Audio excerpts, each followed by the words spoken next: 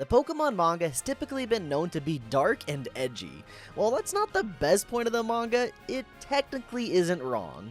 Compared to the rest of the franchise, the manga definitely has far more moments of brutality. But while hitting the cast in the head, it catches the reader off guard and hits them in the feels. Throughout the run of the series, there are countless powerful moments, from overcoming childhood trauma to being separated from your best friends. Each chapter in the series has some incredibly hard-hitting themes, but none hit harder than the realism found in the X and Y chapter. Spoiler warning, I will be fully spoiling the events of the X and Y chapter of Pokemon Adventures.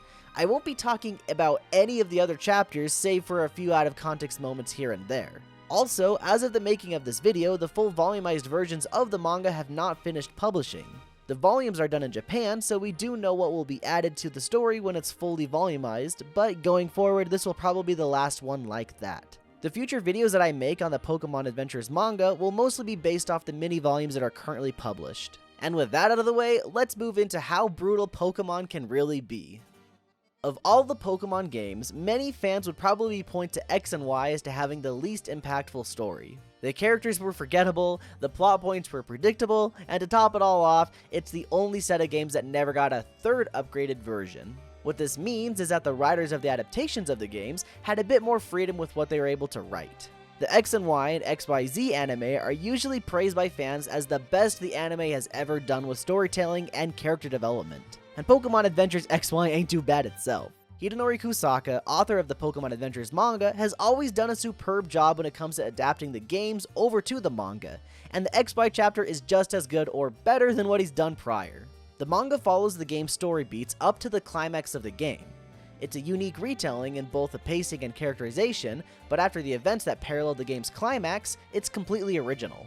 Honestly, in my opinion, everything that follows after the game's events in the manga is so good, and it makes me wish even more that we would have gotten that hypothetical Pokemon Z version. One of the best things that Adventures was able to do that the games didn't was make Team Flare an interesting evil team and an actual threat to the heroes of the story. Specifically Zerosic, Malva, and Lysander himself. These three definitely have a bigger focus than the rest of the team, but in all honesty, the admins of Team Flare got more development adventures than they ever did in the games.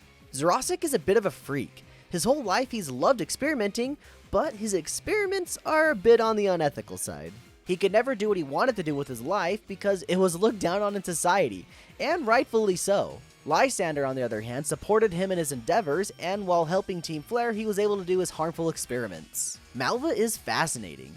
She is essentially Team Flare's second in command, but she is very resentful of Lysander for never praising her for her efforts. She seems to care for him on the surface, but it turns out that it was all a face so that when Lysander finally achieved his goals, she could take everything away from him. And there is so much more to her character than just that. Lysander goes from the obvious super anime villain in the games to a frightening, commanding, and powerful leader in the manga. He has everyone under his thumb and is in control of every situation he's in. When he is first introduced, the only one that realizes that he is evil is Trevor. Trevor sits completely terrified in Lysander's presence among his friends that are completely unaware of the situation. The whole scene is chilling, and the games never even came close to that powerful encounter. There is loads more that the manga was able to improve on with X and Y's overall story, and it does it all while still staying true to the story in the games. The main cast of characters is the same as the games, but they're all given actual personalities rather than their one-note personas they have in the games. 5 characters is still a lot to ride around, but Kusaka was able to make it work. X and Y are the main protagonists, and it's clear that it's their story. Tierno sorta takes on the fatherly role and wants to be a dancer. Shauna has issues with self-worth, but aspires to become a furfrou groomer, and Trevor works on overcoming his self-confidence issues while preparing to become one of Professor Sycamore's aides. I'll be honest, while I enjoyed the other characters having more of a focus, I was happy to see that X and Y were still the focal protagonists. At the beginning of the story, the group is forced to go on their journey across Kalos after their hometown was destroyed in a battle between Yveltal and Xerneas. You learn that X has become a shut-in and is dealing with a sort of depression caused by a previous trauma. Y is his best friend, and she's doing all she can to help him overcome his problems while dealing with problems of her own. Growing up, her mom was always in the spotlight. This left her with some incredible pressure to become something special and or follow in her mom's footsteps as a Rhyhorn racer. She struggles with this inferiority complex about her mom and her path in life, so she decided to become a Sky Trainer, the complete opposite of her mom's grounded profession. Because of all this, her relationship with her mother is strained. She still loves her, but it's complicated. This main cast feels strangely realistic and relatable, even more so than the previous protagonists. They sort of feel like normal people that happen to be dropped into the Pokemon world. I really enjoyed them, and this relatability doesn't even stop with the main cast. As they progress on their journey, they come across many other people, both friends and foes. The group becomes wary of trusting any of them because the people they run into tend to be bad guys. This is ultimately the catalyst of the group's problems all around. Not being able to trust anyone but each other messes with their psyche, and because they're all kids, they don't necessarily know how to help each other. And going full circle, they don't seek outside help because they don't trust anyone. This leaves the cast to work out their issues by themselves for the most part, as well as by learning from their situations. Eventually, they are able to identify people that they can trust. It takes them a bit to warm up to Professor Sycamore, but after he proves himself to them, they trust him. Diantha defends them immediately after coming into contact with him for the first time, so they quickly rely on her. And for a big fan service reveal, Blue from the original chapter shows up and acts as a sort of mentor to X. This chapter had some great fan servicey moments for anyone who was caught up on the series. Blue coming back was a big one for me. I loved seeing him again, especially as an adult taking on a mentor role. Blaine showing up with Mewtwo was hype as hell, even more so when Mewtwo Mega evolved. He could switch between the two Mega versions of itself, and that made for a really good gimmick during the final battle. But my favorite fan service moment actually came from Diantha. Diantha is being held up by Malva using her Talonflame. It seems like an inescapable situation, but then Diantha drops a Pokeball and opens it up with her heel, releasing Gardevoir, who helps her out of the jam. Now this is all exciting at the moment, and as I was reading, I remembered clear as day Red doing the same maneuver against Giovanni in the first arc of the series. To top it off, Diantha even comments that she heard about this trick from a friend who is obviously Blue. From being threatened by a flaming Talonflame wing to taking a blow to the head from a Honedge, this chapter of Pokemon Adventures is notably brutal. Throughout the chapter, each character takes a beating. Lysander in particular really takes some big hits, to the point that he becomes paralyzed after falling off a Zygarde and landing directly on his back. But the beatings weren't just physical. Pretty much the whole cast of the X and Y chapter has to deal with some emotional or mental problem. There are plenty of moments throughout the chapter that affect the characters emotionally and mentally in one way or another. For example, Shauna feels terrible about being mind controlled to attack her friends.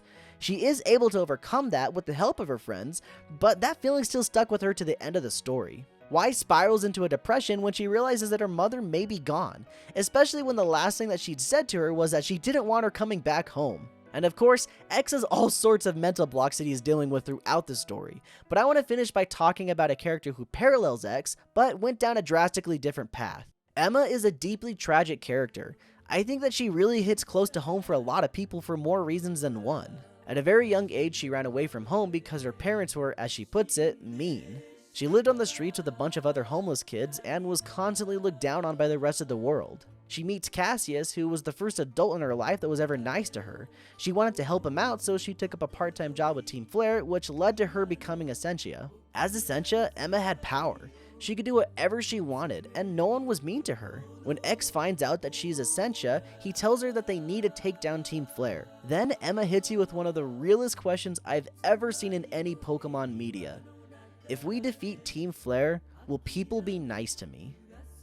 And as much as no one wants it to be, the answer is no. After the kids save the day, they end up in Lumio City. They look around and see that everyone is going about their daily life like nothing ever happened. Some people even have the audacity to call them grubby street urchins and say that this city should definitely clean them up. Even though they were the ones that saved the world, no one is nice to them. Nothing has really changed. Sure, they stopped everyone from dying, but was it worth it? Was it really worth saving all of these ungrateful people? Our protagonists, Emma and Lysander, all asked the same question. If we do our best, will everyone be nice? And just like the real world, the answer is no. But unlike Lysander, our protagonists, and eventually Emma, figured out that even if there are some people that aren't nice, it's worth it for the people that are. Hey everyone, thank you for watching our video on Pokemon Adventures X and Y.